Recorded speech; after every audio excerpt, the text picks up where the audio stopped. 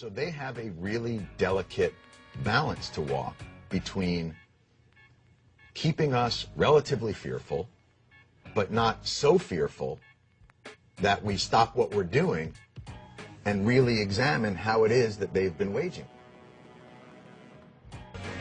Saddam Hussein aids and protects terrorists, including members of Al-Qaeda.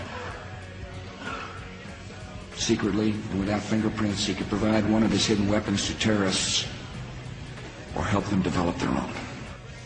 What did Iraq have to do with what? The attack on the World Trade Center. Nothing. Unfortunately, the majority of our public do not welcome your visit because they're angry over Iraq, they're angry over Abu Ghraib. Are you bothered by what Irish people think? Listen, I hope the Irish people understand the great values of our country. And if they think that a few soldiers represents the entirety of America, they don't really understand America then.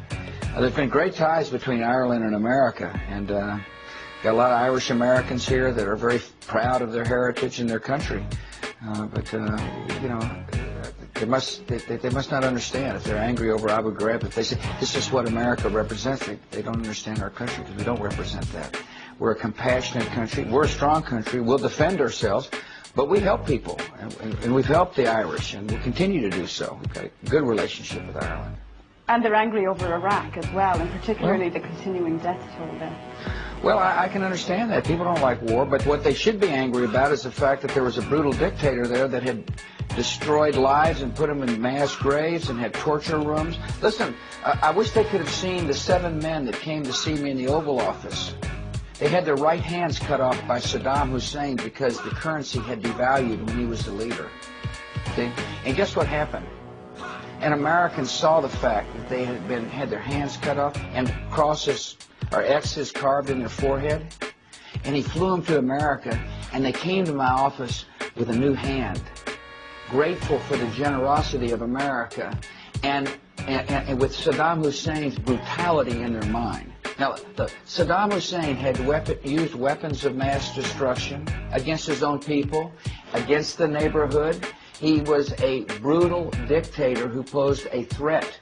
Such a threat that the United Nations voted unanimously to say, Mr. Saddam Hussein... Indeed, Mr. President, if you didn't find the weapons of mass destruction... May I finish? He said, the United Nations said, disarm or face serious consequences. That's what the United Nations said. And guess what? He didn't disarm. He didn't disclose his arms. And therefore, he faced serious consequences. But we have found the capacity for him to make a weapon. See, he had the capacity to make weapons. He was dangerous. And no one can argue that the world is better off with Saddam Hussein, if Saddam Hussein were in power. But, Mr. President, the world is a more dangerous place today. I don't know whether you can see that or not. There are terrorist bombings every single day. It's now a daily event. It wasn't like that 2 years ago. What was it like September the 11th, 2001? It was a relative calm. But it's your response to Iraq that's considered... Let me finish, please. Please. You ask the questions, and I'll answer them if you don't mind. On September the 11th, 2001, we were attacked in unprovoked fashion. Everybody thought the world was calm. And then there had been bombings since then. Not because of my response to Iraq. There were bombings in Madrid. There were bombings in Istanbul. There were bombings in Bali. There were killings in Pakistan. Indeed, Mr. President, and I think Irish people understand that, but I think there is a feeling that the world has become a more dangerous place because you have taken the focus off Al-Qaeda and diverted into Iraq. Do you not see that the world is a more dangerous place? I saw 4 of your soldiers lying dead on the television the other day. A picture of 4 soldiers just lying there without their flag. You know, listen, nobody cares more about the death than I do. Is there a point at which... Let me finish, please. Let me finish. Then you can follow up if you don't want. Nobody cares more about the deaths than I do. I care about it a lot. But I do believe the world is a safer place and becoming a safer place. I know that a free Iraq is going to be necessary part of changing the world. Listen, people join terrorist organizations because there's no hope. And there's no chance to raise their families in a peaceful world where there is not freedom. And so the idea is to promote freedom and at the same time protect our security. And I do believe the world is becoming a better place, absolutely. Mr. President, you are a man who has a great faith in God. I've heard you say many times that you strive to serve somebody greater than yourself. Right. Do you believe that the hand of God is guiding you in this war on terror? I think that my relationship with God is a very personal relationship. And I turn to the good Lord for strength. And I turn to the good Lord for guidance. I turn to the good Lord for forgiveness. But the God I know is not one the God I know is one that promotes peace and freedom. And but I get great sustenance from my personal relationship. That doesn't make me think I'm a better person than you are, by the way. Because one of the great admonitions in the good book is, don't try to take a speck out of your eye if I got a log in my own.